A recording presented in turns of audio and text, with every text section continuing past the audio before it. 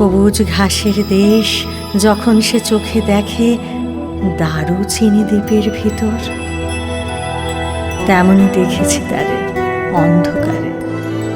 বলেছে সে, এতদিন কোথায় ছিলেন?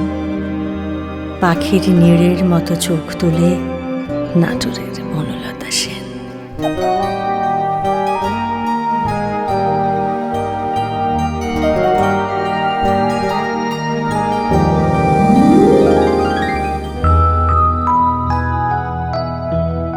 সমস্ত দিনের শেষে শিশিরের শব্দের মতন সন্ধ্যা আসে।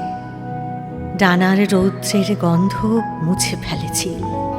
পৃথিবীর সব রং নিভে গেলে পাণ্ডুলিপি করে আয়োজন।